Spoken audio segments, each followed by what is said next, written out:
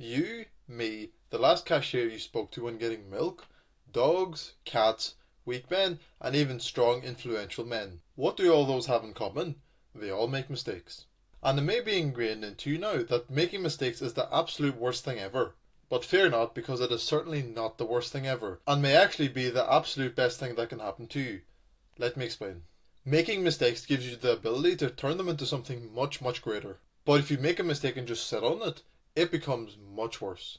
As if you were to sit on a mistake and keep beating yourself up over it, you would only have it take up your mental and emotional energy. And a situation like that would make you feel worse and worse the longer it goes on. But if you do happen to be in that situation, know that you have the opportunity to make that into something much greater. By being critical and seeing every little thing that you might have done to make that mistake happen, which allows you to grow and be better from something rather than if you sat on it and did nothing.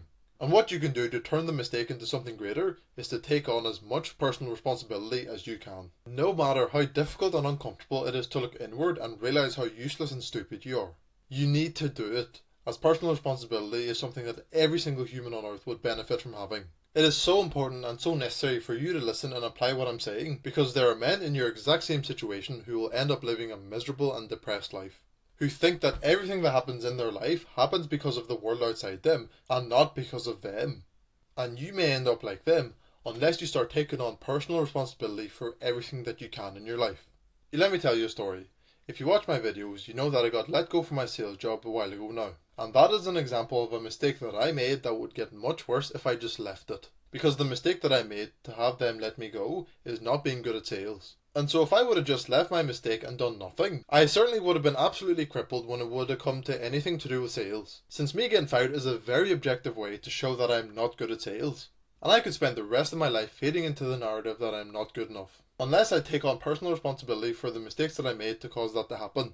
And from my example, that would be to learn sales and become exceptionally good at it. And I would have a head start in achieving that because I know what one of my biggest downfalls are. The exact same way you know what your biggest downfall is in whatever mistakes you've made. And that gives you a certain direction to aim when starting to face that challenge. And so if I would take on no personal responsibility and blame the outside world for me getting let go, I would have tried to learn sales eventually, but I would get no results and I would have no idea why that is. But because I am going to take on personal responsibility and blame myself for what I might have done wrong, I know that my biggest downfall was speaking and making small talk with the customers. And after recently I looked into what it means to be charismatic, which consists of presence, power and warmth, I realised that I had little to no warmth when it came to talking, which made me seem cold and the customer uneasy.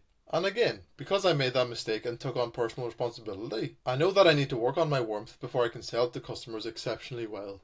So that is the first example of a mistake that you can fix, one that you can and want to face head on and solve it. And the second example is a mistake that you can fix but by not directly facing it head on. And to explain, let me give you another story.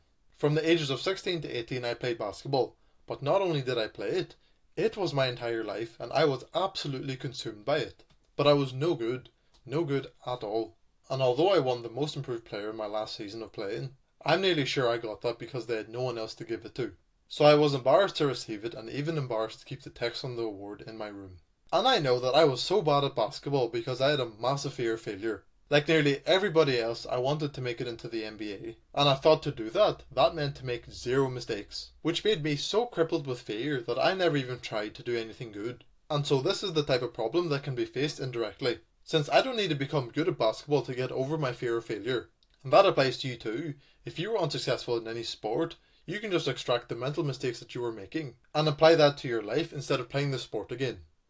I also had a fear of competition. All I ever wanted when playing basketball is to just walk through my opponents without ever trying, and not even caring about getting the best possible version of me. And both of those things still really do apply to my life.